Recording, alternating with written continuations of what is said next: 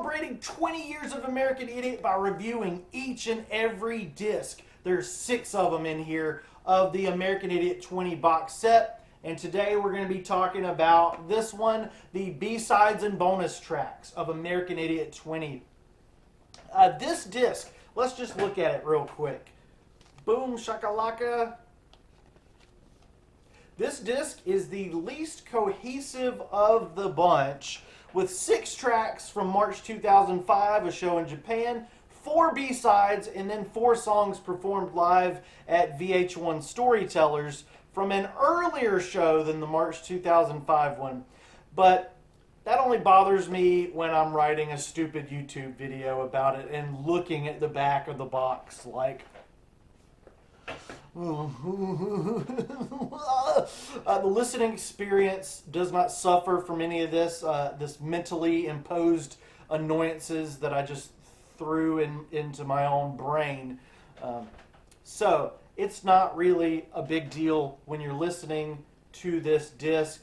It is broken into 3 sections. You got the Tokyo show, the bonus tracks, and the VH1 Storytellers. It's kind of like 3 EPs on one disc.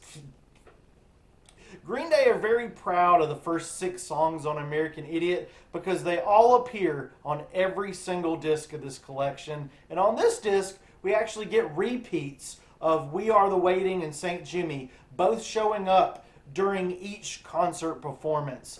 Live at I'm gonna not say that correctly. Live at Makuhari Messe, Tokyo, March 19th, 2005 is the first segment, and it contains the first 6 songs of American Idiot performed much like they were performed on the Irving Plaza live album 6 months prior.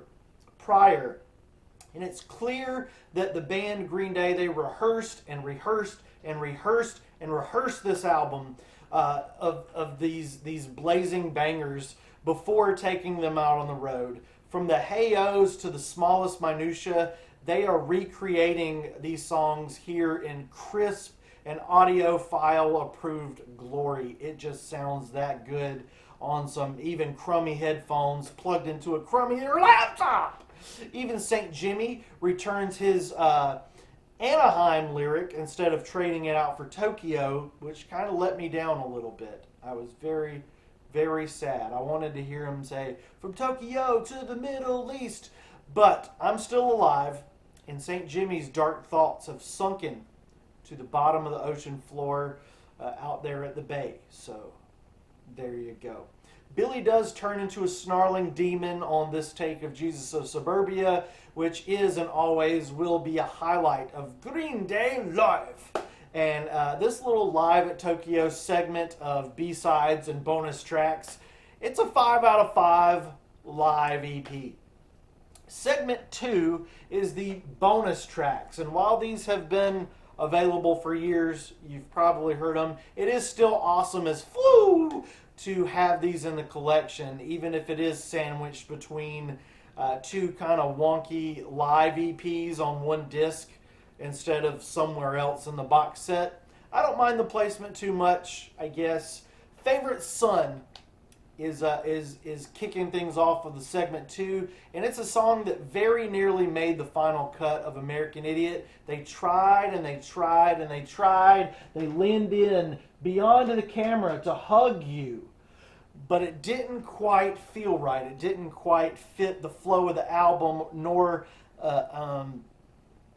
accomplish anything that the title track hadn't have already accomplished and do better. This one ended up on Rock Against Bush 2, Volume 2, which is a really great record in its own right.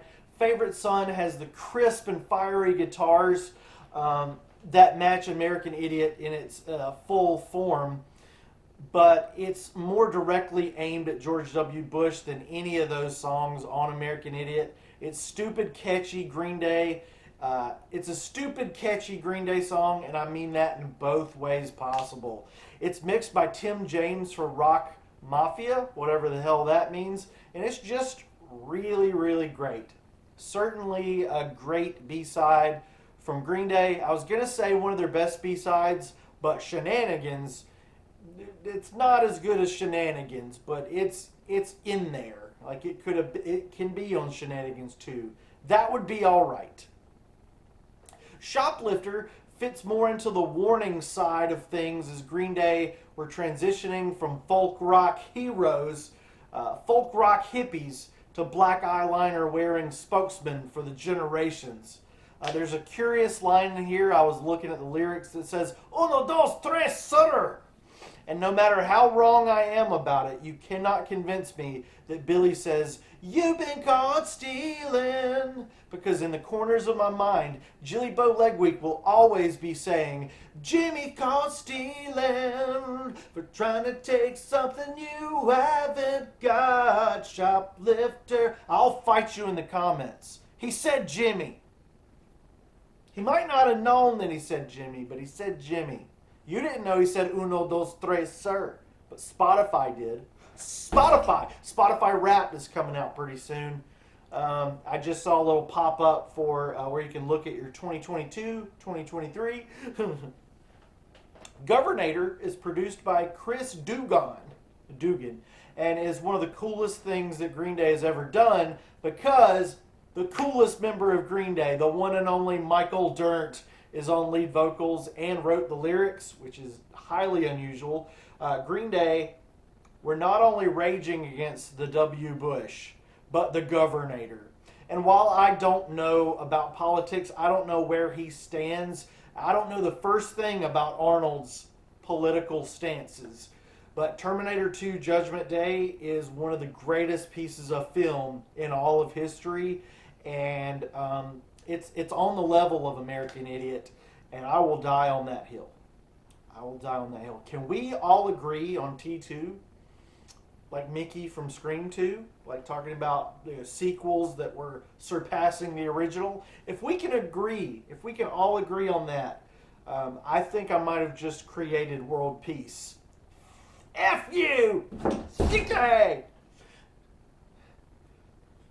Speaking of that word, Too Much Too Soon is rumored to be from the mysterious Cigarettes and Valentines album. That album, Cigarettes and Valentines, it cannot be as rusty and malformed as Rob Caballo and others have stated, because Too Much Too Soon, it just slaps. It's top tier Green Day. It's Shenanigans level Green Day, and it's a bop from another dimension. Definitely one of my lifetime anthems. Too Much Too Soon. Her bags were packed. This is Goodbye or Bon Voyage. Oh, oh. I don't know what that means. My script says who oh. I got it. I got it. We'll leave that in. And the bonus track segments, this entire collection of bonus tracks, this EP of bonus tracks, it's a 5 out of 5. Now we're moving on to the final segment of the album. We got live from VH1 Storytellers, February 15th, 2005. I hope the guys spent time with their wives on Valentine's Day before blowing the roof off of this place. So we finally get this VH1 Storytellers on compact disc and vinyl, which is just, oh man, if you caught this on television back in the day, it was epic. I was there. Not at VH1 Storytellers, but in front of my TV as a little 20-year-old guy with hair. I had hair back then. Now I got to lean in against you again a little bit because we're on the final page of this video, dude. As I stated earlier, we get Are We the Waiting again. A slightly shorter version than the one in Tokyo. I spelled it Toyak in my script here. And St. Jimmy, who here gets a little extra time added to his behind. Oh yeah, Jimmy's behind. Edgar Allan Poe gave him that badunkadunk, all that junk inside his trunk. My humps, my lovely lady lumps. Check it out, 5 out of 5. I think, didn't that come out around the same time as American Idiot? Like, you had Black Eyed Peas, and you had American Idiot. This is something I've been thinking about with Green Day, is it feels like there's such a huge, huge canyon of time between 1994 when they started and 2000.